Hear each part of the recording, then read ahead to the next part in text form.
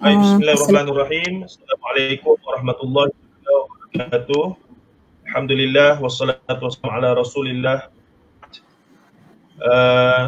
Saudara ataupun terutamanya terima kasih pada Puan Atikah Halim atas kesudian untuk berkongsi pada pagi ini dengan para pendengar, dan juga kepada sahabat-sahabat kita yang sedia untuk mendengar suka duka liku-liku sebagai seorang penterjemah dan seumpamanya, peluang-peluang mungkin dan seumpamanya ya.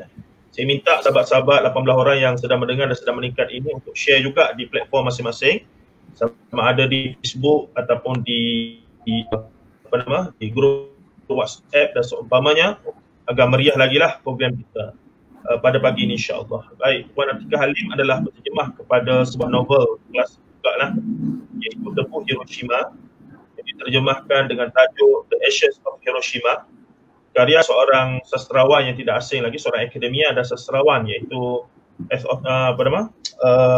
Osman Putih, Dr. Osman Putih. Dan ternyata ini projek pertama Puan Atikah Halim dalam menterjemahkan karya kreatif. Jadi banyaklah benda menarik yang dia jumpai, yang dia belajar, yang dia temui sepanjang proses tersebut. Jadi tanpa buang masa, saya terus serahkan, viewer kita pun dah hampir 20 orang, terus meningkat. Saya serahkan pada Puan Atikah Halim untuk membincangkan kurang lebih dalam setengah jam, lebih-lebih sikit pun tak apa, sebab saya tengok slide dia tu macam nak bagi syarah 3 jam ya. dia punya persediaan tu saya ingat luar biasa lah, jadi saya ingat banyak benda akan kita dapat berkongsi daripada perkongsian daripada bagi. Tapi jadi tanpa buang masa, Puan Atikah dipersilakan untuk teruskan perbincangan dan perkongsian insya-Allah. Okay. Assalamualaikum, dengar ke? Assalamualaikum. Okey, saya mulakan ya. Okey, assalamualaikum, selamat pagi, salam sejahtera. Pertama saya ingin ucapkan terima kasihlah kepada pihak UUM Press kerana memberikan kesempatanlah keluangan untuk saya berkongsi sedikit sebanyak pengalaman saya dalam menterjemah novel bertajuk Debu Hiroshima. Kita akan tengok sikitlah dari aspek sejarah dan perspektif budaya. Okey. Sebelum mulakan, saya akan kenalkan diri saya. Saya Atikah Halim, penterjemah sepenuh masa. Dulu pernah jadi kolumnis di Life and Times, Akhbar News Straits Times. Jadi tu ada beberapa gambar lah saya masukkan. Jadi saya lebih banyak berfokus kepada kolom penggambaraan, personality, makanan. Saya sangat banyak review food apa, tapi kalau masak sendiri tu tak pandai lah. Tapi bab komen-komen tu pandai. Buat sendiri tak. Okey, dululah berkenaan latar belakang pendidikan, dulu saya belajar mengambil ijazah sarjana muda bioteknologi di University of Queensland.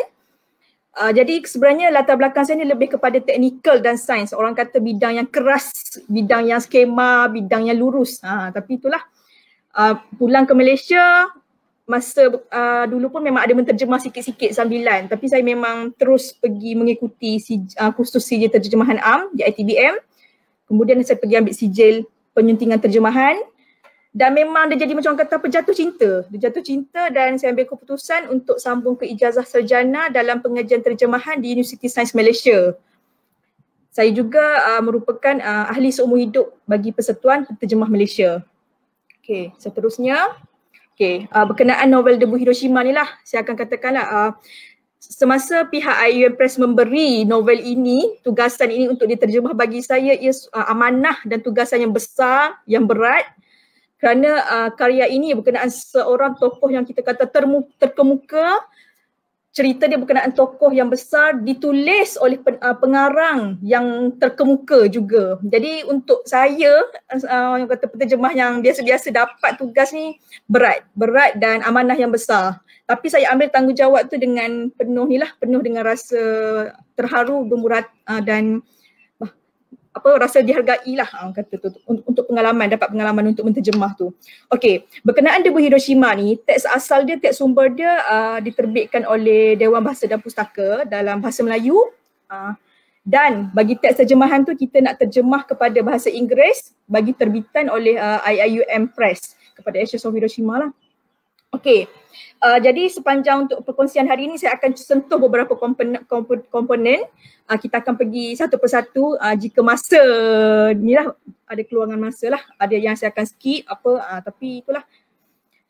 Okey, kita mulakan dulu lah. Okey, pertama saya akan cakap lah bahawa penterjemahan ni dia memang peranannya memainkan peranan yang penting orang kata dalam perkembangan tamadun dunia dan merupakan salah satu aktiviti untuk kita menyebarkan ilmu pengetahuan merentasi budaya, merentasi geografi dan merentasi adat resam masyarakat. Jadi terjemahan ni dia ada beberapa takrifan. Sangat ramai sarjana yang kemukakan takrifan masing-masing, tapi saya akan tonjolkan beberapa lah. Macam Larson dia akan kata pemindahan makna daripada bahasa sumber ke bahasa sasaran. Dia fokus kepada meaning.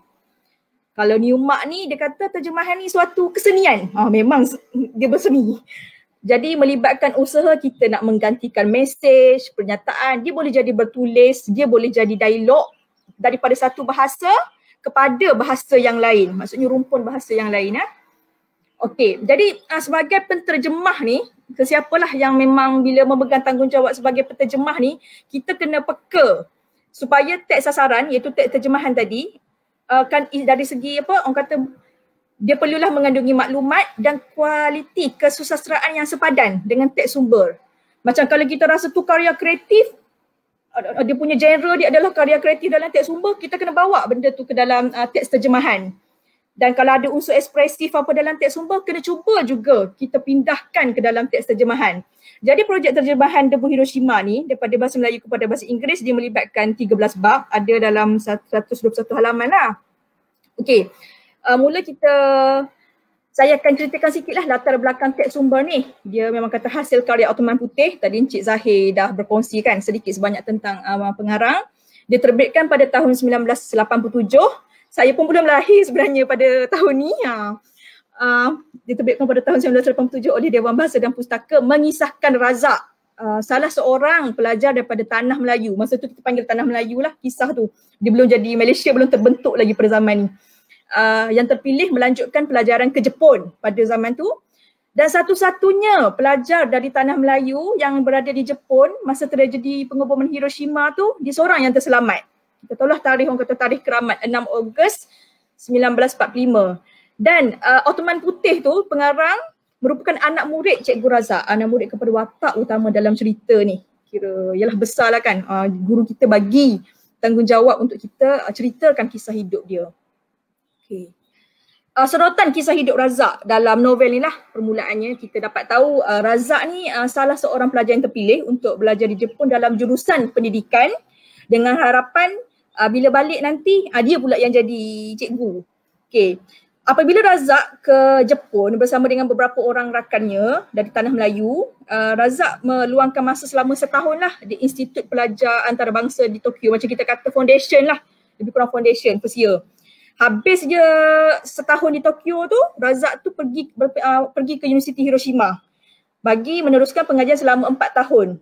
Supaya bila habis 4 tahun ni, habis pengajian, dia akan balik ke Tanah Melayu untuk berkhidmat sebagai guru dengan mengajar bahasa Jepun. Okay. Razak semasa berada di Hiroshima, sebelum kejadian kata bom atom ni lah, pada masa Razak di Hiroshima, masa tu memang tengah perang antara pihak Inggeris dengan pihak Jepun. Dan di ruang udara Jepun, masa tu memang kata dah jadi kebiasaan ada pesawat pengebom B-29. Kira pihak Amerika yang bawa duk berlega, kadang-kadang mereka lepaskan bom. Dia jadi dah kebiasaan. Jadi macam bila nampak je pesawat pengebom kat ruang udara Hiroshima tu, nanti ada bunyi siren udara. Lepas tu nanti penduduk Hiroshima akan lari pergi ke tempat pelindungan, bunker ke apa, untuk berlindung. Habis siren tu diorang akan keluar macam kata hidup macam biasa. Macam tu lah. Jadi apabila ada banyak beberapa pesawat pengebom B-29 ni, orang kata dia ada cubaan nak melumpuhkan. Hiroshima ni dikira bandar antara bandar ketenteraan, bandar perindustrian untuk menghasilkan peralatan ketenteraan masa zaman World War II tu. Jadi bila pihak Inggeris nak cuba lumpuhkan kawasan perindustrian ketenteraan di Hiroshima tu, banyaklah datang pesawat pengebom B-29 ni. Dia pesawat pengebom B-29 ni memang besar, dia besar. Tetapi orang kata ni, pada masa yang sama ada B-29 tu, ada juga orang kata pesawat Zero. Pesawat Zero ni daripada tentera Jepun. Kira tentera Jepun bila datang B-29 yang berlega kat ruang udara, akan datang tentera Jepun tentera dia akan naik pesawat Zero, kemudi pesawat tu untuk berlawan Dia Zero ni, dia punya badan dia lagi kecil, tapi because dia kecil tu dia jadi agile. Orang kata dia lagi lincah nak berlawan, dia lagi senang pusing, dia lagi senang nak tactical. Tapi orang kata kalau dari segi fizikal tu B29 tu bila besar, dia punya kapasiti untuk terbang lagi tinggi tu lagi dia ada kelebihan untuk terbang lagi tinggi berbanding pesawat Zero. Jadi apa yang tentera Zero ni buat bila nak patahkan serangan B29 ni, memang diorang akan bawa Zero tu, diorang akan pergi rempuh je B29. Dan memang kebanyakan tentera di Hiroshima tu kebanyakan meninggal kerana serangan kamikaze, kata bunuh diri. Tapi dah kata asalkan tak ada serangan, diorang main pergi rempuh. Itulah memang jadi kebiasaan di ruang udara Hiroshima masa tu. Okay. Jadi benda tu berlarutan dan pihak Inggeris ni memang diorang rasa bila nak lawan tempur dengan Zero ni memang susah sebab memang tentera Jepun ni dia tak takut mati. Orang kata tak takut mati, memang kamikaze memang tak boleh lawan cara biasa. Maksudnya bila letuskan bom biasa-biasa kat Hiroshima tu memang kata takluk lah, dia kuat semangat, kental tentera Jepun ni kan. Jadi memang pihak Inggeris ni lama lah diorang buat projek sebenarnya menghasilkan bom atom. Dia bukan bom biasa-biasa, dia punya impak dia tu memang orang kata beribu kali ganda daripada bom biasa. Jadi diorang dah lama buat, orang kata sebenarnya dia melibatkan ni lah Manhattan Project. Lepas tu dan diorang memang ada buat pangkalan berdekatan dengan Hiroshima supaya nanti diorang boleh buat pangkalan untuk nak bawa bom atom bekas tu sebelum digugurkan di Hiroshima. Dan diorang pilih tarikh 6 Ogos. Sebelum diorang pilih tarikh tu pun diorang dah tengok orang kata apa weather forecast. Diorang kata okey hari ni tak akan ada hujan, tak akan ada ribut untuk menjejaskan penerbangan pesawat tu kan. Jadi masa pagi 6 Ogos tu, Enola Gay nama pesawat, ni pesawat B29 tapi dia bubuh nama, kata nama khusus yang membawa bom atom ke Hiroshima ni, nama pesawat tu Enola Gay yang dipandu oleh Kapten Tibbets, dan Kapten Tibbets ni dia bawa anak kapal dia. Disertai dengan beberapa lagi, 4 lagi pesawat B29 sebagai pesawat pengiring untuk menggugurkan Little Boy. Yang lawaknya dia panggil bom tu dibubuh nama Little Boy. Kira dia orang bila nak cakap kita ada projek Little Boy, dia sebenarnya merujuk kepada bom TNT tu yang nak dibawa ke Hiroshima. So pada pagi 6 Ogos, Enola Gay dipandu oleh Kapten Tibbets bila berada di ruang udara tu, pada masa tu macam dia kata dia jadi kebiasaan untuk nampak pesawat Amerika ni berada kat luar lega. Jadi bila bunyi siren udara tu, bila pesawat datang, okey orang pun semua pergi lari berlindung. Bila pesawat siren tu dah berhenti, jadi orang kata business as usual. Penduduk pun pergi keluar nak buat macam biasa. Diorang ingat ke tak ada apa-apa. Tapi pada masa tu lah Tibbets ni ambil peluang untuk gugurkan Little Boy. Bila dah gugur, walaupun bom tu dia meletup pada kedudukan 600 meter dari orang kata apa dari tanah. 600 meter di udara. Dia meletup masa pada ketinggian 600 meter tu, memang kata terpancar orang kata macam kita tengok cahaya kilat tapi besar. Dia kata cahaya tu sangat terang. Dia selubungi seluruh bandar. Lepas tu kerana orang kata letupan di ruang udara tu terhasil awan tebal, orang kata menjulang. Dia memang menjulang tinggi kat langit menyerupai cendawan gagasi. Itulah berlaku pada 6 Ogos 1945. Jadi bila meletup tu, okey tu saya nak tunjukkan kesan peninggalan bom atom. Okey.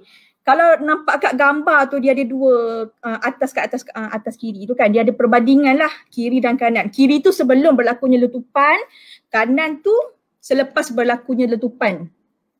Kat kiri tu kalau perasan, dia bom tu hendak disasarkan pada pertembungan sungai dan di situ terdapatnya jambatan air. Memang fokusnya ke situ, tetapi masa bom tu digugurkan dia tersasar sedikit lah. Tapi walau sekalipun tersasar, kita tengok bahagian kanan tu memang dia jadi macam sebelum tu ada kehidupan, ada aktiviti, jadi kosong. Dia kosong. Orang kata kat pertengahan tu, orang panggil epicenter tu kan, tempat fokus dia tu. Kosong, tempat tu jadi padang jarak, padang tu pukul, hancur, lunyai, ada puing-puing runtuhan semua. Tapi saya ada, kalau perasan kat bawah tu saya ada tunjuk gambar lah, kita panggil bangunan ni, binaan. Binaan ni dia berada dalam orang kata radius epicenter tu dalam orang kata 1.5 batu. kira radius 1.5 batu tu, binaan ni kita panggil kubah bom atom ataupun kita panggil ni lah gen baku dom. Yang ajaibnya dalam kawasan epicenter tu hanya binaan ni yang orang kata masih bertahan, masih kukuh bertahan. Maksudnya memang binaan struktur ni kuat, dan kerana ada benda ni lagi lah sehingga hari ini gen baku dom ni dipertahankan dan dinobatkan sebagai salah satu warisan UNESCO. Kerana memang bila kita lihat gen baku dom ni, kita nampak kerosakan tu, dan maksudnya ini adalah tinggalan bom atom daripada tragedi 6 Ogos tersebut. Okay, saya teruskan. Okay, dan ni kesan peninggalan bom atom. Macam tadilah saya cerita kat epicenter dalam orang kata radius 1.5 batu tu. Manusia yang berada kat kawasan tu orang kata lenyap. Dia macam tak ada kesan tulang, tak ada kesan cebisan daging, tak ada. Maksudnya kalau dia tengah berdiri kat situ, kat tangga tu, kesan tu je ada, kesan bayang je yang ada. Sebab dia kata bila datang bom atom tu, dia macam whitewash. Debu-debu tu memang dia habis diselaputi oleh debu, kesan dia tu. Yang tinggal tu manusia tu, orang kata kesan manusia yang orang kata tadilah bayang tu saja. So boleh tengok ada orang duduk, ada orang tengah berdiri, pakai tongkat, ada budak tengah bermain kata tali apa. Dan jam ni adalah salah satu jam yang ditemui dari seorang mangsa lah. Mangsa tu dah meninggal lah kan. Nampak jam tu terberhenti pada pukul 8.15 dan itulah tarikh saat bom atom tu digugurkan. Okey. Dan okey, bagi kita teruskan dengan masa peninggalan bom atom. So maksudnya kesan kat radius 1.5 batu tu, 1.5 batu dalam 24 km kot. Tempat tu kira memang kosong. Orang kata dia jadi lenyap, jadi wak, jadi udara. Lenyap. Tapi dia kata bukan setakat bom atom je yang jadi. Mula-mula dia kata masih jadi bom atom tu, binaan tu orang kata separa terbinasa. Dia bukan ranak betul-betul lah.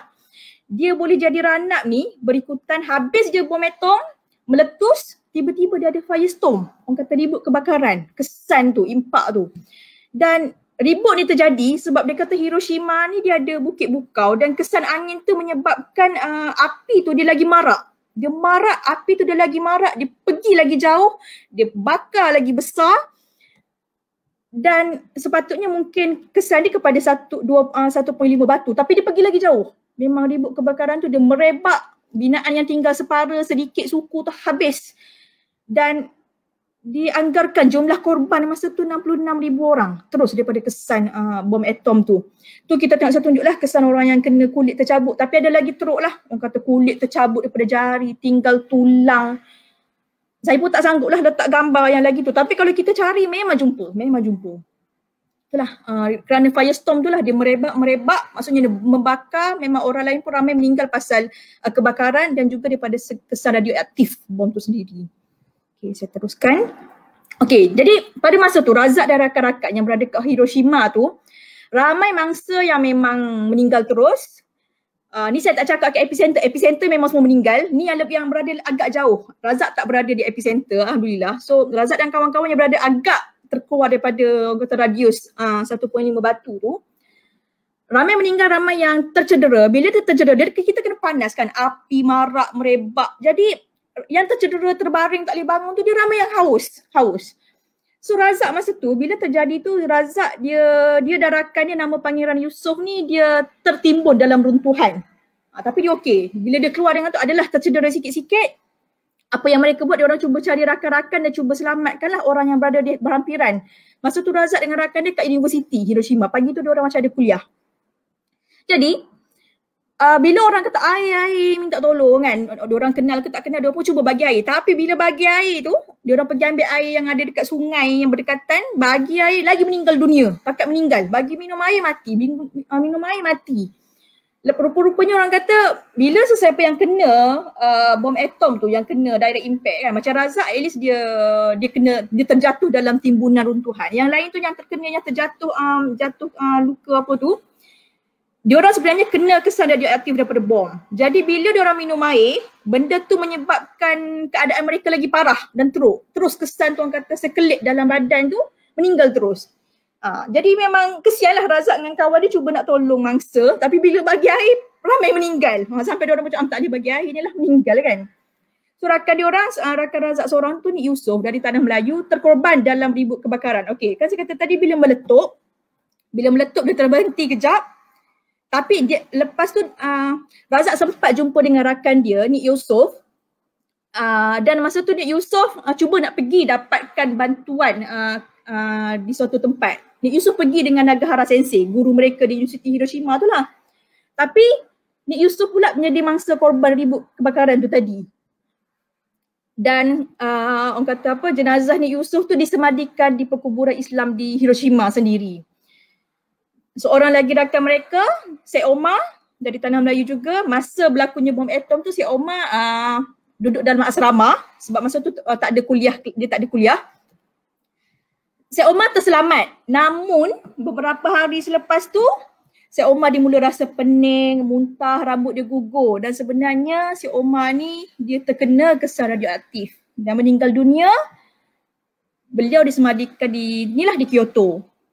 Kalau kita cuba nak belancong pergi kat sana tu memang bolehlah cari, memang ada bukti diorang punya ni lah, kata batu tu apa tu kan, kubur diorang. Jadi dalam kes ni hanya Razak dan Pangeran Yusof lah rakan dia yang dari Brunei terselamat. Razak pun macam orang kata di kehancuran, sebenarnya Razak dengan Pangeran Yusof pun sebenarnya tak sempat nak habis belajar. Terjadinya bom atom, kira Jepun pun ranap Hiroshima masa tu ranap lumpuh.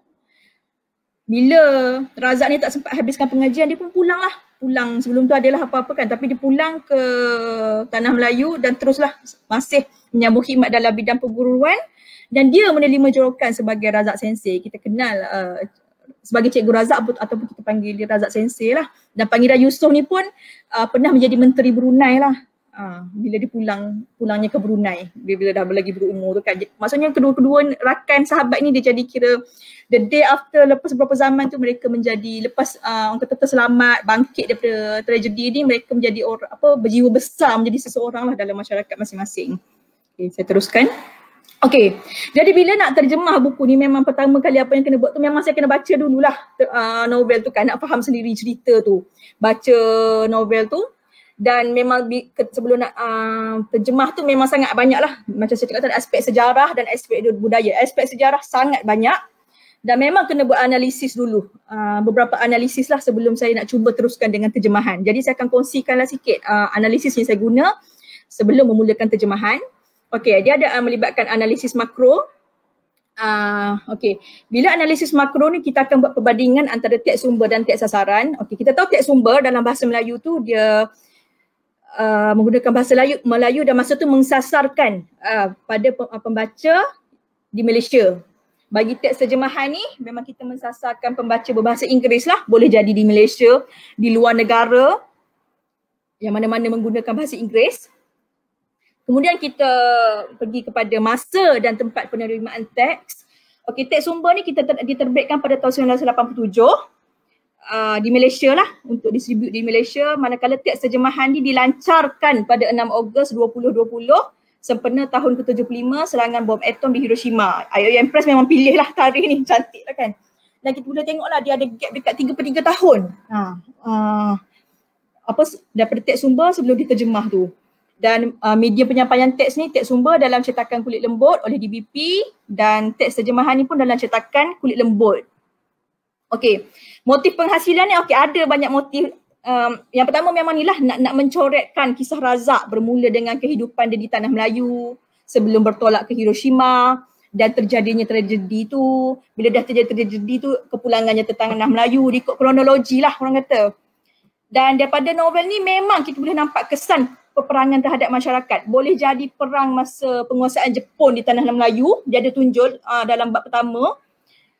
Dan melibatkan juga peperangan di Hiroshima, kesan. Kita boleh tengok bila terjadi perang ni orang kata sekolah tutup, makanan tak cukup, rakyat menderita kelaparan. So jadi dalam kata bila peperangan berlaku ni yang jadi mangsa adalah rakyat biasa lah, dan rakyat biasa ni orang kata ramai. Dan yang uniknya, kisah penguasaan Jepun di tanah Melayu ni dengan kekalahan Jepun disebabkan bom atom sehingga menyebabkan Jepun terpaksa berundur daripada tanah Melayu ni, dia ada macam kata hubung kait, ada kesinambungan disebabkan oleh disebabkan oleh watak yang bernama Razak ni. Maksudnya kita boleh telusuri sejarah tu melalui kisah Razak. Tu yang menarik lah. So saya pun belajar banyak. Dulu kan kita belajar sejarah biasa, buku teks kat macam ni, ketika Jepun kalah sebab bom atom. Tapi ni macam kita ada emosi penceritaan dia melalui kisah Razak, dan kisah ni orang kata kisah benar. Dan daripada tu yang lagi bagusnya juga dimuatkan juga kecekalan dan semangat Razak untuk bangkit dan teruskan impian jadi guru. Dia sebelum duduk kat tanah Melayu nak jadi guru, pergi sambung kat Jepun, tak sempat habis pengajian pun walaupun balik ke tanah Melayu, nak juga jadi guru. Ingat ke dah trauma ke apa tak, dia nak jadi guru. Memang dia orang kata apa, dia nak pegang peranan untuk mendidik anak bangsa. Dan motif penceritaan elemen-elemen ni kita nak cuba bawa dan semangat Razak semangat bangkit kebangkitan ni dalam teks terjemahan. Ini sebenarnya saya rasalah tugasan saya sebagai penterjemah. Okey. Lepas tu kita ada analisis mikro kan. Okey, mengikut note lah sarjana ni. Dia kata perlu ada ikhtisar terjemahan, brief. Maksudnya kita orang kata framework lah sebelum kita nak menterjemah kan. Jadi bila buat analisis, kena buat analisis teks sumber. Sebab kita nak tengok kita nak pakai strategi apa bila nak menterjemah. Sangat banyak. Jadi memang kita kena pilih. So kena tengok framework dia. Jadi faktor extra-textual tadi kena tengok juga faktor tadi. Dia meliputi kandungan teks, pemilihan kata dengan gaya bahasa. Ada lagi lah satu susunan tapi saya cuba go through 3 komponen ni dulu. Okey, kandungan teks. 1, 2, 1 muka surat macam tak banyak, tapi setiap orang kata muka surat tu dia ada satu-satu benda amanah yang memang kena kita nak bawa dalam teks terjemahan tu kan. Memang pasal kisah Razak tadilah kita boleh tengok hubung kait penguasaan dan kekalahan Jepun di tanah Melayu. Kita nak tengok kesan peperangan terhadap masyarakat tadi, suasana yang tak aman apa semua tu, kena bawa gambaran tu ke dalam teks terjemahan seperti mana yang pengarah Ottoman Putih buat dalam teks sumber. Dan semangat tu pun kita kena cuba bawa lah. Tu orang kata saya punya cabaran lah kan. Okey.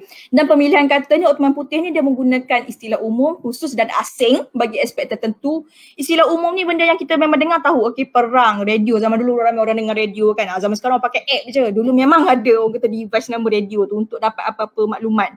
Berbasikal. Dulu bukan semua orang ada kenderaan kereta, motor ni. Ramai orang Melayu kita, orang kata bila nak pergi mana-mana naik basikal lelaki tu kan, perempuan pun. Serangan udara ni bila kita tengok pesawat apa, macam kat Hiroshima serangan udara tu dah jadi orang kata norm lah, kebiasaan. Ubi kayu ni pun saya memang rasa dekat lah sebab mak dulu suka cerita zaman 1940 tu, zaman hidup Razak tu mak saya kat sekolah. Masih bersekolah, orang kata zaman umur 11 tahun ke apa. Jadi sikit-sikit ceritalah Jepun datang dulu, tak cukup makan, kena pakai duit pisang, makan ubi kayu, biasalah tu. Nasi dengan garam apa kan. Jadi bila ada perkataan ubi kayu tu, terus kita cakap, teringat mak cakap macam tu kan. Dan kapal terbang lah. Kapal terbang tu zaman dulu kau tengok atas langit tu memang wah, tapi macam kita dah tak heran lah kan. Tapi sekarang musim COVID ni pun susah lah nampak kapal terbang ni. Okey, dan istilah khusus bagi aspek ketenteraan. Dalam ni aspek peperangan, aspek ketenteraan sangat banyak dan benda ni memang bukan sesuatu yang saya biasa. B-29 Zero, macam mungkin tentera kalau cakap B-29 ada orang tahulah kot B-29 tu pesawat penggebong tentera Amerika. Zero ni pesawat yang digunakan oleh tentera Jepun. Macam saya tadi kan bila kita kata B-29 dia besar, dia boleh terbang lagi tinggi. Zero ni dia kecil. Jadi kapasiti dia tak boleh terbang setinggi B-29 tapi sebab dia kecil dia lincah. Jadi benda-benda tu memang istilah tu macam dia bukan berada di situ. Kita macam kena tengok apa dia punya tu. Memang kena pergi carilah. Tapi zaman internet ni bolehlah kita cari kan. Brigade ke-9 Indian Division. Benda ni memang kata askar tentera memang dibarisi oleh tentera daripada India untuk bagi pihak Inggeris masa tu nak cuba orang kata mengekang kemarahan tentera Jepun. Maksudnya benda ni ada peranan masing-masing. Maksudnya bila baca saya tak boleh main kibai. Dia ada istilah-istilah tertentu dan ni memang tanggungjawab untuk saya cari daripada sumber dan mengikut norma teks sasaran. Okay, dan ada istilah asing dan sebab kita tahu Razak ni bila pergi belajar kat sana, kat Jepun memang dia gunakan bahasa Jepun lah. sebab dia pun dah luangkan masa setahun kan untuk belajar bahasa. So perkataan yang menjadi kebiasaan sensei, obasan, sensei guru, obasan macam makcik, banzai lawan, kamikaze lawan sampai mati, ofuro tempat mandi awam, dan haid. Haid ni macam kau buat tu apa bila sensei dia kata dia pun haid. Ya. Jadi kita rasa perasaan suasana di Jepun. Jadi benda ni saya tak boleh suka-suka hati, boleh je macam buat dalam bahasa Inggeris sensei guru, saya translate jadi teacher, tak, dia tak cantik. Kita kena benda ni memang kita cuba bawalah suasana Jepun ni ke dalam teks terjemahan tu nanti. Okey, gaya bahasa ni memang bagi saya bila saya baca teks sumber oleh karya Ottoman Putih ni memang bahasa yang mudah lah, sesuai untuk dibaca oleh golongan pelajar, profesional dan orang ramai. Dan ada beberapa bahagian yang menggunakan naratif, teknik penceritaan yang disampaikan melalui sudut pandangan orang ketiga. Contoh, kapal-kapal pengebom B-29 muncul melintasi angkasa dan tempat perlindungan mereka. Bom digugurkan dan menuju ke sasarannya. Maksudnya aspek orang lain yang bercerita. Okay. Ada dimuatkan bahasa kiasan, peribahasa, hangat-hangat tahi ayam, simpulan bahasa ala kadar, onomatopoeia, unsur bunyi, ayam itu terkejut. Kita bila dengar terkejut, kita tahu. Kita boleh macam cuba, itulah, bunyi kok macam tu kan. Okey, ada juga bahagian dialog. Ni kita tengok dialog antara Major Claude Ederle dengan Tibet. Masa ni Tibet dalam Enola Gay, Major tu dalam satu lagi kapal pesawat yang mengiringi Enola Gay tu, ni sebelum diorang ni dalam orang kata dalam perjalanan bertolak ke Hiroshima pada pagi 6 Ogos tu. Okey, ni gaya bahasa. Seterusnya, okey, ulasan analytical. Jadi memang dalam buku Debu Hiroshima ni saya cakap lah, memang dia muatkan sangat banyak. Dia gaya bersahaja, ayat ringkas, tapi fakta-fakta yang terdapat yang meliputi aspek sejarah dan budaya itu banyak. Dia banyak dan benda ni kita tak boleh ambil ringan lah.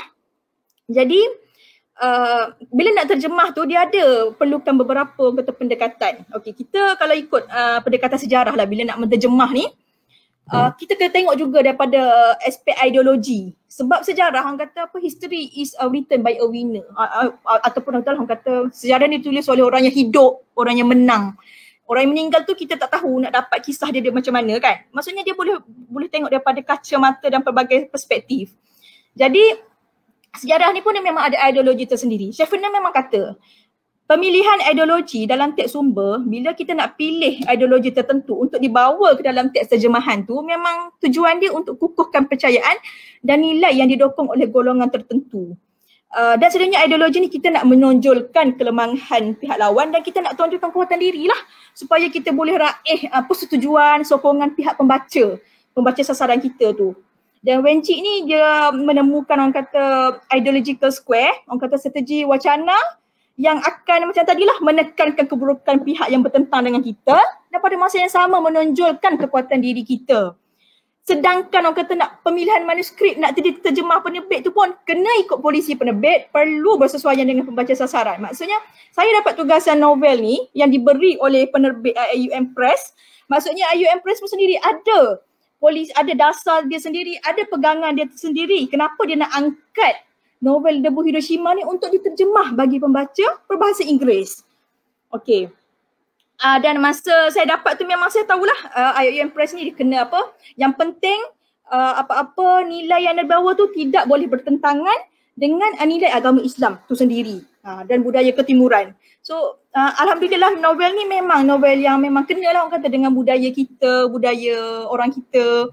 Dan bila baca rasa dekat lah, taklah jauh sangat walaupun zaman tu berlainan kan. Okey.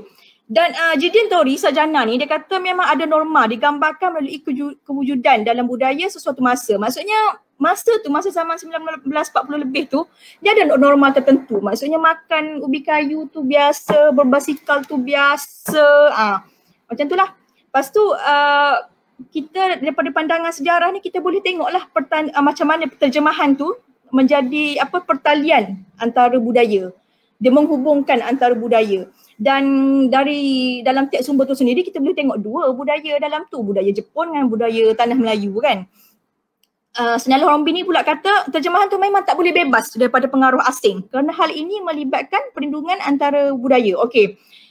macam saya kata tadi perkataan Obasan Sensei Hai apa tu kan. Konon lah kan kalau saya ni nak appeal kepada pembaca berbahasa Inggeris. Macam kita tak naklah kita nak bagi bunyi dia semua bahasa Inggeris. Nak bagi jadi kebaratan semua kan. Kononnya sensei ni kita buang sensei, kita gantikan dengan guru. Saya boleh buat macam tu. Tapi hilanglah elemen budaya, elemen perbualan suasana yang berunsurkan Jepun tu dalam teks terjemahan tu nanti. Dan itulah maksudnya sebagai penterjemah ni kita kena buat penilaian. Nak timbang tara, okey, mana pengaruh asing kita nak bawa masuk, mana pengaruh asing kita nak cuba orang kata tapis. Itu memang tugas dia lah. Okey, seterusnya. So aspek sejarah dalam terjemahan Ibu Hiroshima ni banyak. Ni saya buatkan beberapa lah. Tapi ada banyak lagi lah sebenarnya. Memang kena baca buku tu sendirilah kalau ada peluang kan. Yang saya cakap tadi lah penguasaan Jepun di Tanah Melayu dan pihak Inggeris yang masa tu yang ada kat Tanah Melayu tu paksa beralah pada tahun 1941. Sebab Jepun ni dia datang dengan basikalnya, dengan apa, memang datang senyap-senyap malam-malam. Dia masuk kat Kota Baru, turun ke bawah kan.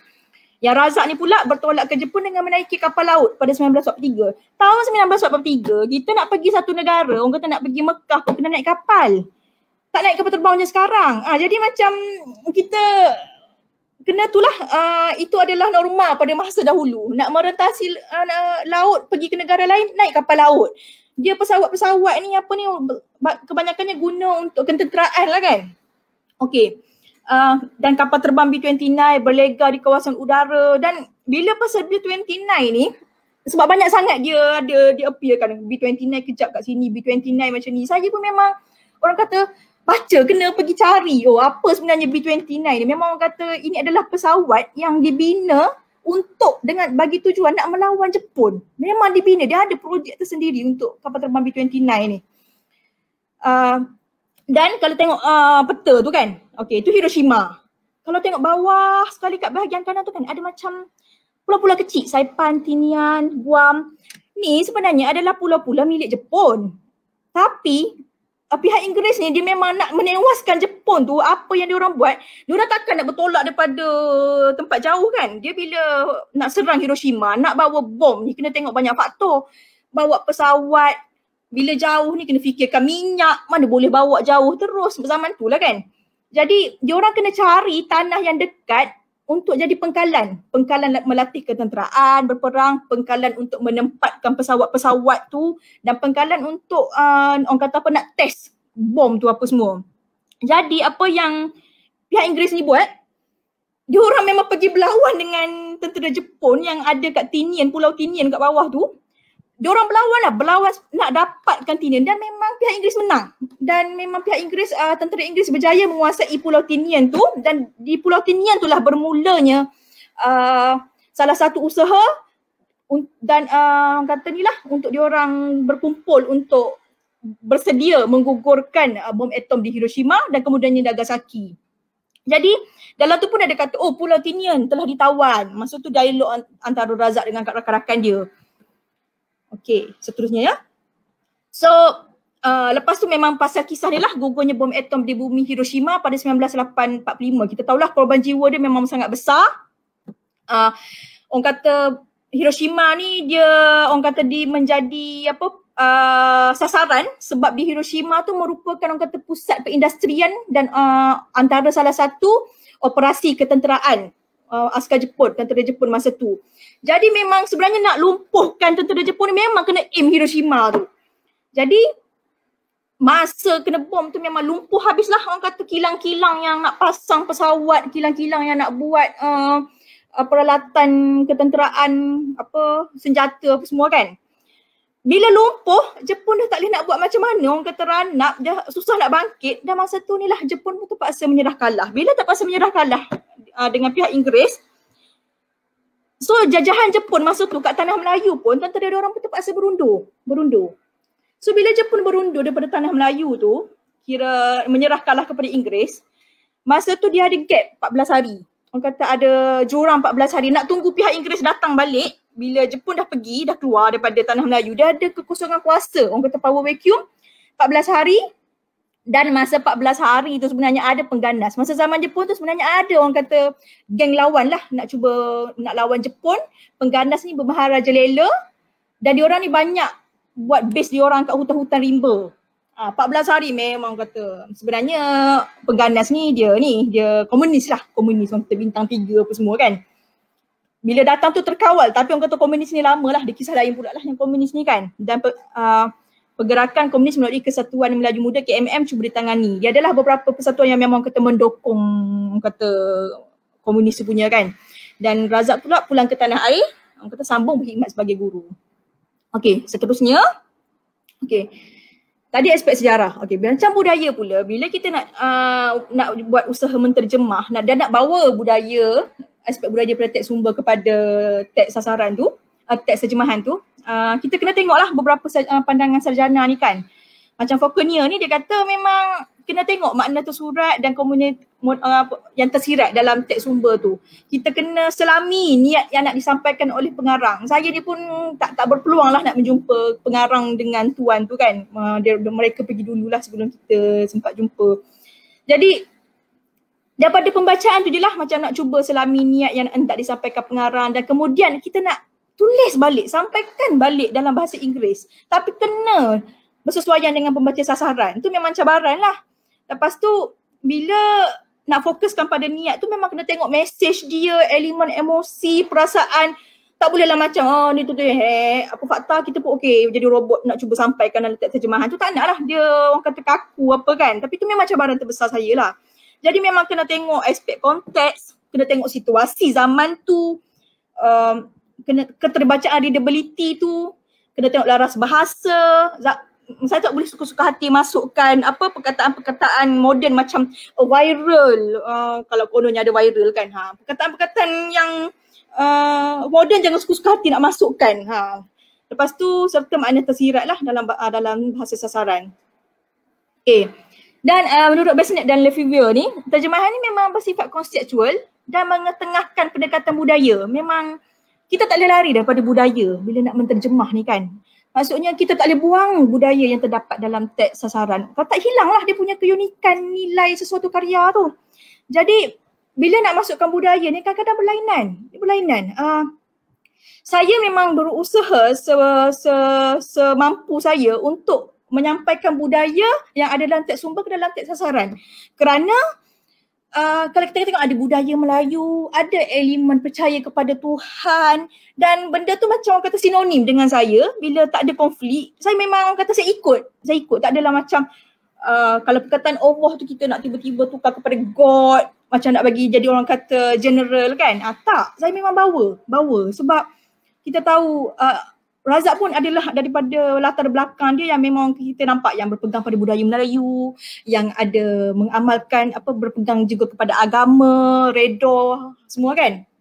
Jadi kadang-kadang penterjemah dia orang kata pakai konsep asalkan ada adequacy. Jadi masa tu kita nak pakai bagi benda tu setara ke adequacy ke, benda tu merupakan struggle orang kata cabaran untuk penterjemah lah nak pilih kan. Jadi terjemahan ni memang kata satu jambatan yang menghubungkan budaya berbeza. Budaya maksudnya pembaca bahasa Inggeris yang dalam teks terjemahan ni tak semestinya orang Melayu dengan orang Islam je. Sebab memang ada pembeli saya ni, orang kata pembeli pula dah. Pembaca lah, saya tahulah beberapa pembaca ni orang kata dia orang bahasa lain. Orang Cina, orang India, kita masyarakat majmuk kan. Jadi untuk sampaikan kepada mereka, tapi kita bertuah lah, kita dah Malaysia ni dah jadi masyarakat majmuk. Jadi orang kata etnik ras orang India dengan Cina ni dia biasalah kot dengan dia dah biasa dengan beberapa elemen Islam tu kat dalam masyarakat tu. Jadi bila pakai pendekatan budaya ni kadang-kadang memang kena tulis semula, kena manipulasi sikit teks tu. Benda ni dilakukan dan menentukan cara strategi terjemahan tu supaya menepati selera. Tapi again lah, adakah kita nak terlalu appeal kepada pembaca bahasa Inggeris ataupun adakah tu, maksudnya itu adalah sentiasa setiap kali kita nampak ayat, elemen, budaya dengan sejarah ni memang kena fikir nak bawa ke nak orang kata nak dilutekan, nak bawa benda ni masuk terus ke nak tapis, macam tu kena fikir. Okey. Jadi aspek budaya ni dalam terjemahan Hiroshima kita kena tengok latar belakang, tempat dan masa dalam novel ni. Dan kita tahu masa tu memang jauh. Maksudnya zaman berlakunya cerita ni 1945, iaitu 75 tahun dahulu. Memang zaman kata mak ataupun nenek kita, nenek datuk, mak ayah kita kan. Dan Razak ni dulu duduk kat Kampung Baru di Kuala Lumpur dan Razak juga pernah berada di Tokyo, Hiroshima. Jadi di setiap tempat, perbezaan tempat ni dia ada budaya dan sejarah yang tertentu. Tapi yang bagusnya budaya Melayu dengan Jepun ni ada beberapa persamaan yang bersifat ketimuran. Okey. Macam dia menghormati kita, budaya Melayu ni kita menghormati guru. Orang kata orang yang mengajar kita, mendidik kita. Sebab itulah benda itu kita nampak dari segi nama panggilan. Dia panggil Nagahara Sensei. Kalau kat kita kat Malaysia ni kita panggil cikgu, sir. Maksudnya kita hormat. Saya dulu kan pernah belajar kat Brisbane. Jadi macam bila kita berkomunikasi dengan pensyarah, kita panggil nama. Bila kita cuba panggil dia prof, doktor, dia macam dia tak suka. Dia rasa benda tu janggal. Tapi itu budaya.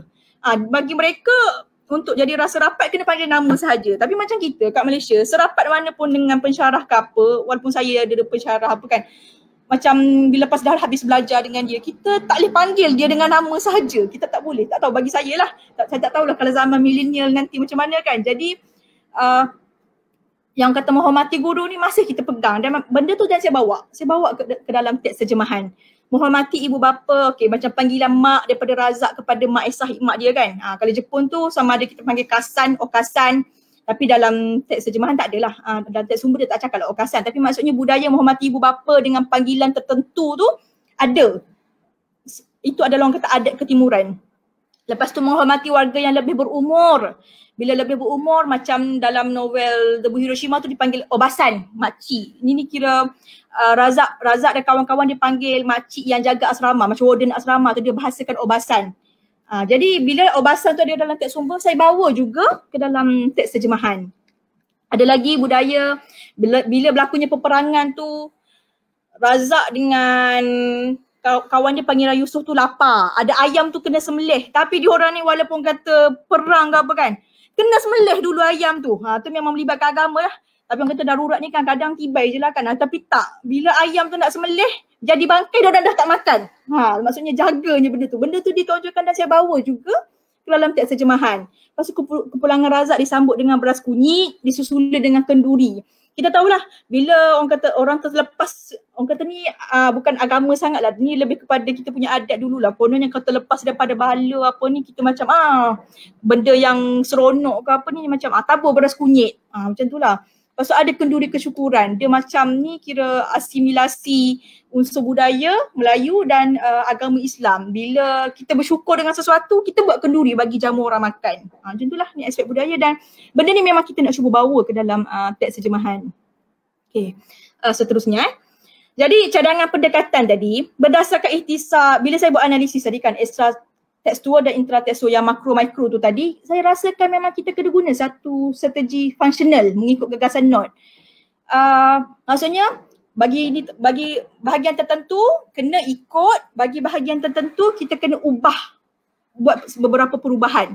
Jadi Ottoman Putih ni tujuannya mencorekkan kisah Razak dalam Debu Hiroshima ni untuk membawa pembaca menghayati kesungguhan Cikgu Razak selepas berhadapan dengan terjadi bom atom serta menelusuri emosi dan perasaan watak dalam novel. Banyaklah kita nampak apa orang kata monolog-monolog, pergeseran emosi dalam diri Razak sendiri.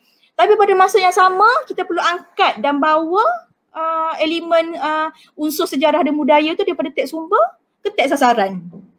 Okay, seterusnya. So jadi pendekatan fungsian ni memang kita nak utamakan fungsi dan tujuan. Macam saya kata tadilah, bila aspek sejarah apa tu kita nak bawa, kita nak kekalkan, memang nak bagi orang supaya orang dapat tahu. Benda tu macam kata bernilai kan perkongsian pada zaman tu. Jadi orientasi terjemahan ni kena lebih kepada pemindahan budaya, bukannya linguistik, bukannya tengok bahasa semata-mata. Macam kalau nak jadi skema sangat, sensei. Sensei tu maksud dia cikgu. Kalau nak terjemah kepada bahasa Inggeris, jadi teacher. Hilanglah budaya tu, budaya Jepun tu kan. Jadi kita kena tengok pada konsep kepadaan bukannya kesetaraan. Maksudnya tak boleh macam ini mesti diinggriskan, ini mesti diinggriskan. Tak. Kena tengok ada bahagian-bahagian tertentu.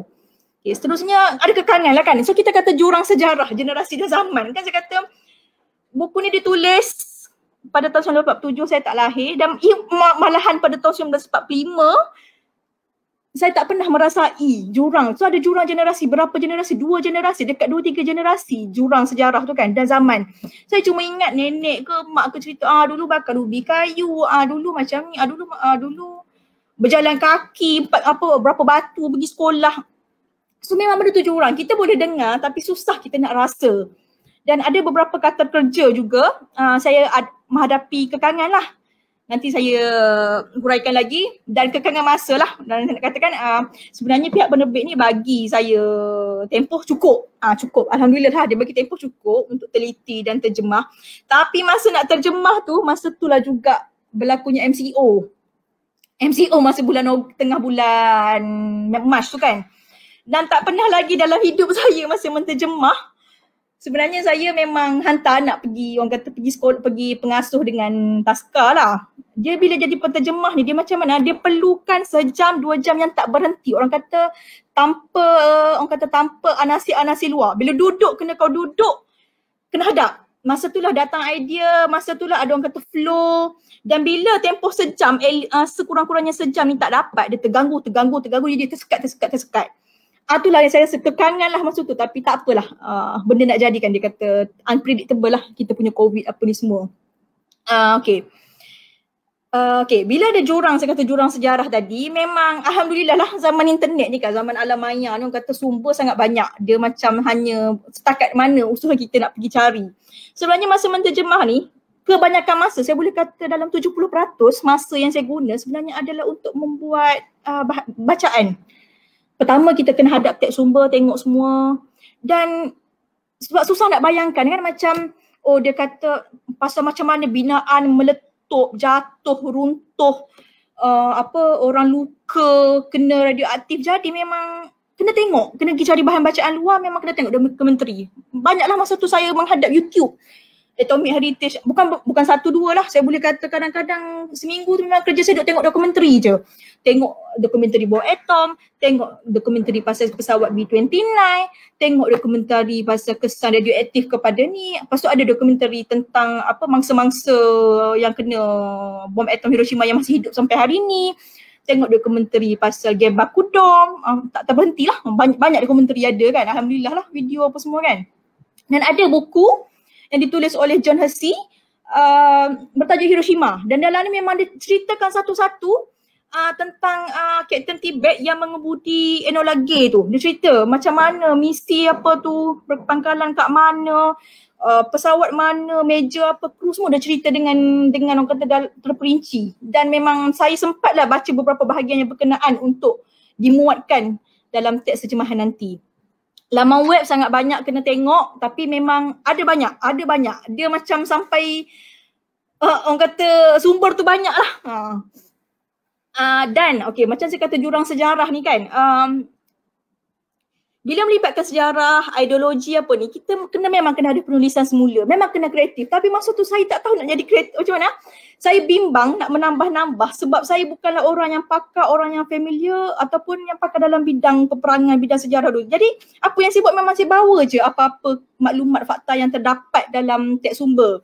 Tapi saya bersyukurlah sebab masa tu peranan nama Haji Sulong. Encik Zahir cakap kat saya, buku ni disunting oleh Haji Sulong, dulu dia dekat DBP. Dan pernah cakap dengan Dr. Rusfa, pengarah AUM Press tu, dia kata memang umur dia pun dah 70. Tapi saya boleh katakan bahawa he is the one who do justice to this manuscript. Dan memang bila saya terima versi yang dia edit untuk saya betulkan tu, saya bersyukur. Banyak kena betulkan tapi saya bersyukur kerana saya belajar. Kami tak berjumpa masa tu, memang orang kata masa zaman COVID ni kan kita kena post, kena deal pakai WhatsApp ke apa, saya banyak deal dengan Cik Zahir. Tapi bila nampak versi Haji Sulong tu, memang saya bersyukur kerana Haji Sulong lah yang banyak tambahkan, tulis semula apa-apa yang melibatkan dengan peperangan, terutamanya penaklukan Jepun di tanah Melayu. Itulah, belum ada kesempatan jumpanya tapi saya memang bersyukur lah peranan penyunting ni yang dapat mengangkat orang kata dan membuatkan elemen peperangan di tanah Melayu tu, elemen peperangan Jepun masa zaman tu nampak real lagi. Dan terpaksa berbual dengan orang sekeliling lah. Masa tu musim COVID tengah buat tu, musim PKP memang banyak call dalam WhatsApp group, saya minta input lah berkenaan zaman dulu dan peperangan masa tu. Ini adalah beberapa laman web yang saya pergi tengok. Sebab daripada laman web tu, kadang-kadang subtitle tu bila tengok subtitle tu apa, istilah-istilah tertentu tu memang kita hadap. Macam tu lah. Okay, so nak cari kata kerja ni, okay. Saya boleh katakan bahawa dalam bahasa Inggeris ni ada beberapa kata kerja yang memang kita dikena macam bila nak menterjemah kata kerja, istilah kata kerja ni, kita tak boleh suka-suka hati pilih. Boleh pilih suka-suka hati tapi tu orang kata bukanlah kata malas. Maksudnya sejauh mana kita nak pergilah untuk nak cari istilah yang betul-betul kena dengan sesuatu istilah daripada teks sumber. Okey, macam jadi pesawat membuat satu legaran dan menyongsong. Kalau membuat satu legaran tu saya mungkin boleh terjemah spin. Mungkin a spin on the air. Kalau malas sangat kan boleh je lah kalau nak main terjemah macam tu. Dan menyongsong tu pun saya tak tahu macam mana. So bila nak tengok gerakan pesawat ni memang saya pergi ke satu laman web dan tengok mekanisme pergerakan pesawat. Maksudnya macam yang kata kat airshow tu dia ada terma-terma dia sendiri. Jadi bila nak jumpa perkataan making a loop and maneuver, maksudnya memang benda tu kena tengok. Melainkanlah saya orang dalam bidang tu kan, bidang pesawat ke apa, memang benda tu senang lah orang kata masuk dalam otak boleh cari, tapi ni tak, saya memang kena pergi carilah. Okay, biarkan dia dijilat api. Kalau saya nak jadi literal malas, let him a lit by fire. Gelak lah kan, kita pun gelak dengan lit by fire kan. Jadi bila kata dijilat api ni nak ceritakan pasal masa tu Nagahara Sensei dia kena pergi dapatkan bantuan dan kena meninggal sebab kena yang firestorm tu. Kita tahu api tu merebak. So bila merebak tu dia bukan dia kena satu bahagian apa, dia bukan melecur, dia kena memang satu badan. Bila merebak dia besar, api tu besar. Kita pakai perkataan engulf by fire. Maksudnya ni terjemahan kata kerja. Memang kena pilih. Mungkin ada lagi perkataan yang lagi tu, tapi ni adalah orang kata kita nak memberi satu, nak jadi fair, justice untuk betul-betul menggambarkan dia dijilat api. Sebenarnya dijilat api tu memang kena ke semua badan, ke semua bahagian badan. That's why saya pun guna perkataan engulf. Boleh je pakai perkataan burn. Burn pun boleh, tapi burn dia kita tak tahulah burn tu maksudnya burn sebelah ke, burn tepi ke, kecil ke, besar ke api tu. So kena cari kata-kata kerja istilah dalam bahasa Inggeris yang betul-betul. Kemudian, semua makhluk bertempiaran mencari perlindungan. Saya terjemah sebagai all creatures scattered apart seeking for protection. Kita tahu bila bertempiaran ni, dia lari pergi sana sini. Orang kata apa, tujuan dia tu lain. Manusia ni kan merata. That's why saya pakai perkataan scattered apart. Dia ada beberapa perkataan lain. Kita boleh cakap run without direction. Boleh juga, tapi kita nak cari orang kata kerja dalam istilah Inggeris tu yang memang betul-betul mentakrifkan, menghuraikan situasi tu. Api kemudiannya membakar dengan bermaharajalela. Perkataan api ni memang sangat banyak. Bila saya cari ni dia ada engulf, dia ada scorch, dia ada burn, dia ada banyak. Kalau dan kesan api pun melecur tu dia ada banyak perkataan dia, blister, scalding. Jadi bila nak kata bermaharajalela, takkan saya nak kata fire then burn uncontrollably. Kononnya benda tu betul, tapi kita nak nampak degree, maksudnya besar, tak terkawal. Saya kata blaze flaringly. Ada lagi sangat banyak sebenarnya kata kerja pasal membakar ni, tapi ni yang saya dapat lah, yang saya bila timbang tadi, okey saya gunalah yang ni. Macam ni lah kan. Okey. Jadi kita memang banyaklah strategi kita kena pakai dan benda ni melibatkan beberapa prosedur lah. Saya kongsikan sikit lah kan. Okey. Macam saya kata tadi lah, kena pakai strategi functional. Jadi kadang-kadang bila functional ni melibatkan juga ada istilah tu memang dah ada dalam teks dalam bahasa Inggeris dan kita tak boleh suka-suka hati main pilih istilah lain. Okey. Serangan B-29. Kalau saya nak terjemah biasa, boleh kita terjemah B-29 attack. Betul, benda tu betul. Tapi itu tak menampakkan impak dia. Serangan B-29 kapal pesawat besar. Jadi kita pakai strike. Bila saya buat carian kat laman web bahasa Inggeris pun memang banyak pakai strike. Serangan udara. Kita boleh cakap attack. Boleh juga attack. Serangan ni kita tibai semua attack. Tapi tak. Sebenarnya serangan udara ni air raid. Maksudnya perkataan raid, strike. Dia menunjukkan impak dan situasi pada masa tu. Pertempuran pesawat di udara ni kisah lawak lah yang pertempuran pesawat ni. Kan saya kata pesawat B-29 dengan Zero tadi. Saya nak macam mana saya masa tu nak fikir pesawat bertempur, takkan kita nak cakap B-29 and 0 fight between each other, a fought between each other, benda tu ada berlaku kan past tense. Saya terpaksa, yelah memang tu saya kata saya gunakan masa untuk pergi laman web, tengok video pasal B-29, tengok video pasal Zero. Memang saya pening macam mana nak cakap pertempuran pesawat ni kan. Macam saya pun borak lah macam mana orang kata dekat satu malam saya tak boleh tidur, terfikir, duk tengok video satu hari tak tu. Macam saya mula-mula saya cakap B-29 and to fought fiercely between each other mula-mula saya buat macam tu. Memang tapi saya rasa tak puas hati, tak tahu kenapa. Dan selepas satu hari tu saya cakap suami saya macam pesawat ni dia bertempur. Macam mana tadi cakap kat saya, oh bertempur pesawat ni dog fight. Saya cakap dog fight? Kenapa dog fight? Anjing ke bertempur? Dia tak, tu memang terma untuk pesawat perang yang bertempur antara satu sama lain. Saya kata, mana awak tahu ni? Dia kata dulu dia main game nama Red Alert dengan pernah tengok dokumentari. Jadi memang dia kata term dog fight tu dia biasa. Macam tak apalah, maksudnya baguslah juga lah kadang-kadang kita main game ni kan. Bahasa Inggeris ke bahasa Melayu, maksudnya kalau boleh mengkayakan istilah tu, pastikanlah benda tu menyumbang kepada kita punya intelek kan. Okay. Siren amaran serangan udara. Okay, kalau saya nak terjemah secara harfiah word by word ni, air attack warning siren. Boleh. Tapi tak, dia memang ada satu istilah air siren. Kita tahu bila air siren dibunyikan, itu adalah menandakan ada serangan udara. So memang benda tu istilah tertentu dia. Meriam penangkis kapal terbang. Okey, bila pesawat pihak bertentangan datang, dia sebenarnya dia ada meriam kat atas sana untuk nak orang kata nak lawan. Dia bukan setakat pesawat Zero je yang akan cuba tangkis B-29 tu. Dia akan ada juga meriam tu. Meriam penangkis kapal terbang. Okey, ni pun saya kena cari. Meriam. Saya boleh pakai Canon, tapi orang kata Canon ni kita guna masa zaman Melayu Melaka apa. Rupanya orang panggil ni anti-aircraft artillery. Memang ada meriam yang khusus untuk menangkis serangan kapal terbang, pesawat pejuang, pesawat pengebom apa semua ni. Okey. Kemudian penembak senapang mesin di bahagian ekor ni merupakan orang kata ahli anak kapal Enola Gay lah yang dikemudi oleh Kapten Tibet tu. Dia ada bawa beberapa orang dan setiap orang tu ada peranan masing-masing. Penembak senapang mesin kat bahagian ekor. Tail gunner. Maksudnya kalau kita nak main pakai, nak terjemah sebagai word 1, 2, 3, 4, 5, 6. 6 perkataan. Maksudnya kalau saya tak buat orang kata carian tu, tak jumpalah tail gunner. Benda tu kita boleh pendekkan. Okay, dan tempat pelindungan diterjemahkan sebagai bunker. Okay, kalau you tengok tu gambar, ada gambar kat bahagian kiri bawah tu, dia macam peta untuk orang bersembunyi. Maksudnya bila air siren tu berbunyi, so rakyat Hiroshima masa tu memang akan masuk dalam tempat pelindungan, bunker. Dia bukan setakat bunker lah, ada beberapa lagi tempat pelindungan. Tapi bila dah bahasa teks sumber cakap tempat pelindungan ni, kita boleh macam tempat pelindungan, adakah tempat pelindungan ni orang kata macam apa? Macam hut ke, dalam rumah ke, tapi dia ada tempat dia memang kata masa zaman Perang Dunia Kedua tu memang kebanyakannya orang pakai bunker.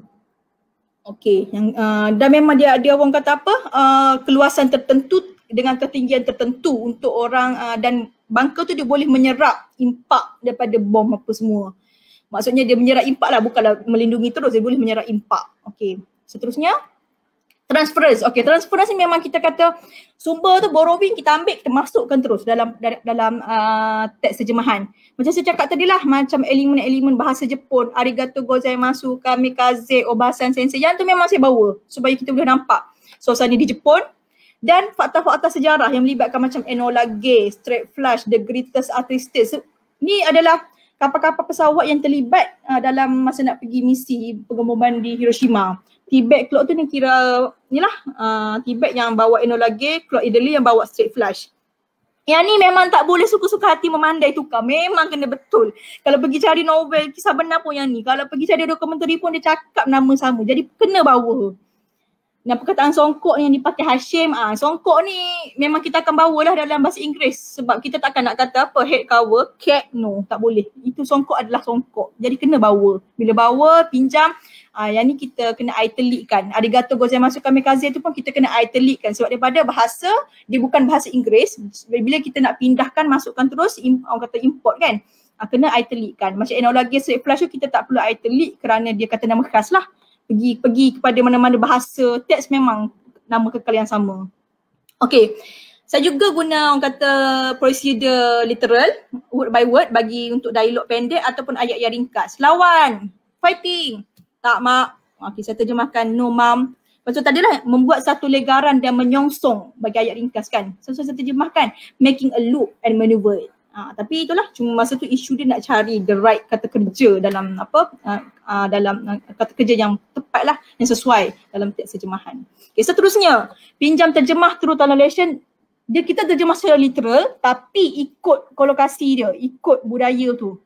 Okey, Pulau Tinian, bila nak terjemah Tinian tu dia kena nama sama, tak boleh nak tukar nama lain. Jadi Tinian bila pergi ke bahasa Inggeris kita kekalkan Tinian, pulau tu yang kita terjemah. Tinian Island, dia macam kadang-kadang separuh kekalkan, separuh kita terjemah. Jadi jambatan Awi kita terjemahkan sebagai Au, kita kekalkan, jambatan kita terjemah. Captain William Parson, nama William Parson ni kita kekalkan, Captain tu kita terjemah pada bahasa Inggeris. Okay, bila pergi prosedur seterusnya, cultural equivalence, persamaan budaya, maksudnya kita menggantikan istilah bahasa sumber dengan istilah yang memang dah ada dalam bahasa sasaran. Okay, macam tadi ayam terkeyok, unsur bunyi, onomatopoeia tu kan. Saya terjemahkan sebagai the kitchen squawk. Kita tak boleh kata the kitchen cock. Dia ayam terkeyok, masa situasi ayam terkeyok ni, masa tu Razak dengan kawan dia tangkap ayam tu nak sembelih. Jadi ayam tu dia terkeyok, bukan terkeyok yang pagi-pagi nak suruh kejut orang bangun subuh tu. Dia memang pagi-pagi, dia memang nak lari. Dia rasa ancaman. Jadi bila dia berkokok tu, dia berkokok kuat nak lepaskan diri. Jadi saya letak squawk. Kemudian padan jarak, padan tu kukuh. Ni peribahasa. Nak tunjukkan kemusnahan, hilang.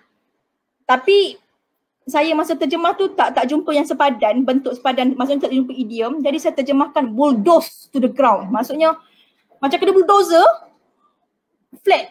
Habis hilang apa binaan apa semua kat masa lepas kena bom tu kan. Tu bentuk personifikasi. Kita cuba kekalkan elemen bahasa kiasan tapi bentuk dia tu dah berbeza lah masa kena kat konteks ni.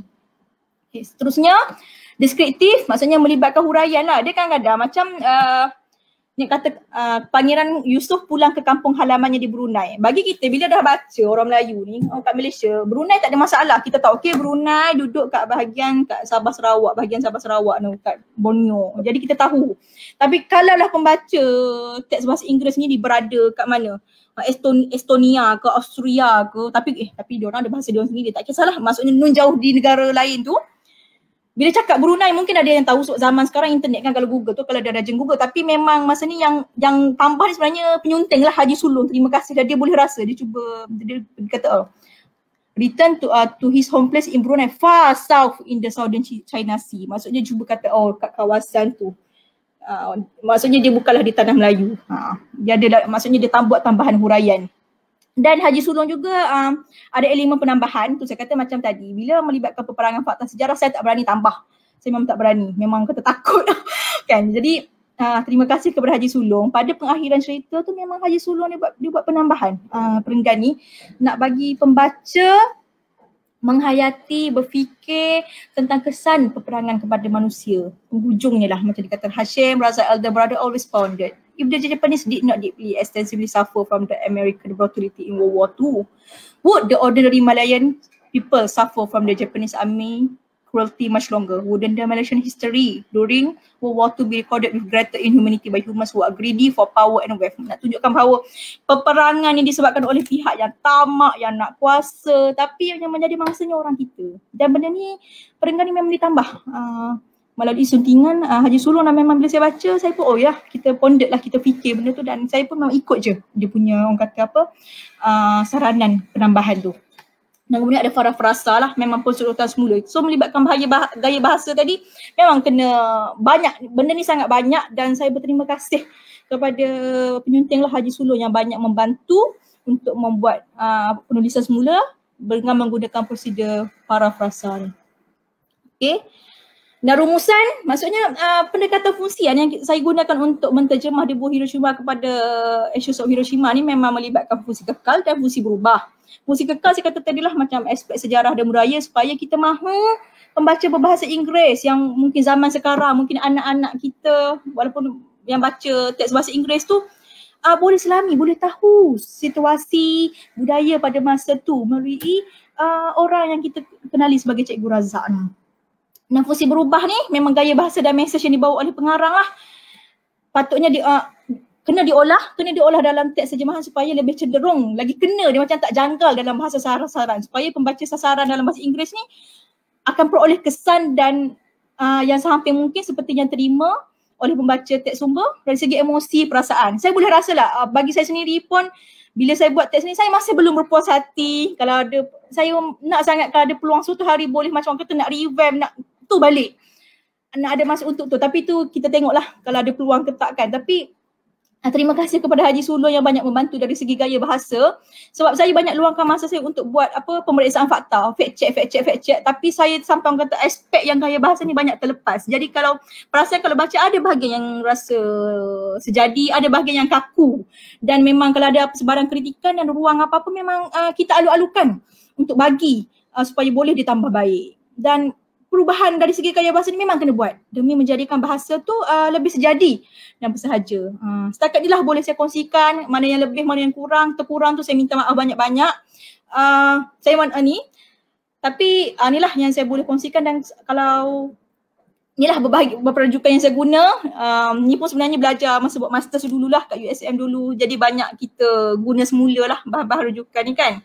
Dan sebelum saya nak habiskan ni, saya nak beri penghargaan lah kepada pihak UM Press kerana sanggup memberi naskah ni kepada orang kata penterjemah ni kan. Saya bila dapat ni, saya rasa besar hati, amanah yang besar, dan saya pun minta maaf lah kalau tak berjaya tu. Tapi insyaAllah saya akan buat yang saya memang pada masa tu saya cuba buat yang terbaik dah. Tapi kalau ada peluang untuk menambah baik, membetulkan, saya akan cubalah. Dan terima kasih kepada Dr. Rosfa, banyak share input, Encik Zahiruddin yang banyak saya dengan Syahir yang banyak masa tu saya kontak apabila nak mengendalikan naskah ni, dan Puan Nik Zainun yang bagi peluang untuk seterusnya untuk buat cerita rakyat dengan ayat UM Press. Saya nak terima kasih kepada Dr. Rokiah lah. Saya akan kata Dr. Rokiah ni boleh katakan mentor saya lah. Dia macam mana, kita ni, saya ni orang background sains, teknologi, orang kata kejong, keras. Tapi nak tukar kepada bidang terjemahan yang melibatkan linguistik, saya sangat susah. Tapi saya bersyukur masa saya buat master Dr. Rokiah ni lah orang kata banyak tolong. Ada banyak framework tolong saya masa buat thesis, dan banyak memang saya suka pakai dia punya framework lah. Dan orang kata my biggest critic and thank you for that. Dan semua tenaga pengajar Bati USM. Dan saya sebut semualah, kalau mana saya terlupa jangan salahkan ni. Dr. Hasuria, Dr. Idris Mansur, Dr. Goh Sension, Dr. Haslina Harun, Dr. Wan Rose, Dr. Eliza, Dr. Anis Syahirah. Terima kasihlah tenaga pengajar Bati yang banyak bagi input, dan saya suka pengetahuan ni, dia orang kata complementary. Pengalaman menterjemah dengan pengetahuan teori orang ajar ni memang membantu sangat-sangat. Dan saya mahu terima kasih jugalah kepada komuniti penterjemah di PPM, Persatuan Penterjemah Malaysia, rakan-rakan sekelas masa di Institut Terjemahan Buku dulu ITBM, rakan-rakan Proofreaders United dan lain-lain lah. Dan setakat tu saja perkongsian saya. Dan saya ingin mohon maaf. Setakat itu, terima kasih. Baik, terima kasih pada Puan Atikah. Jadi Puan, disebabkan kita sudah agak melepasi waktu yang sepatutnya. Oh ya, tidak mengapa, sebab info-infonya cukup berharga ya. Cukup eye-opening kata orang. Dan saya ingat untuk respon, banyak juga respon-respon yang menarik, cuma kita tak utarakan. Dan kemudian ada juga soalan-soalan yang mungkin Puan boleh jawab secara bertulis nanti di ruangan komen kami. Dan juga ada beberapa sahabat yang berminat untuk dapatkan slide ini. Mungkin Puan juga boleh kepada mereka. Mereka sudah titipkan mereka punya alamat email di situ dan seumpamanya.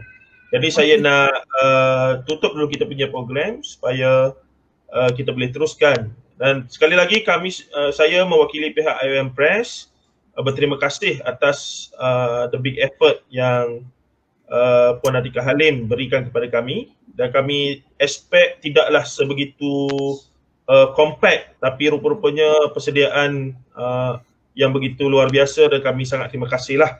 Kita ingat nak sembang-sembang, kongsi-kongsi saja, ni dah macam satu sesi kuliah khas ya, tentang apa yang dibincangkan pada hari ini. Jadi terima kasih banyak Puan Atikah Halim, jangan solid dengan kami.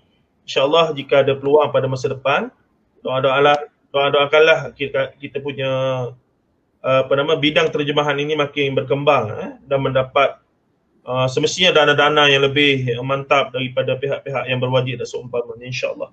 Terima kasih semua. Salam Jumaat, salam Jumaat Mubarak, dan semoga hari ini berlalu dengan baik. Sallallahu alaihi wasallam Muhammad wa ala alihi washabihi ajma'in.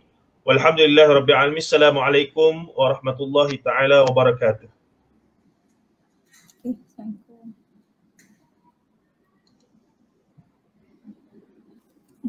Boleh, kita boleh ni.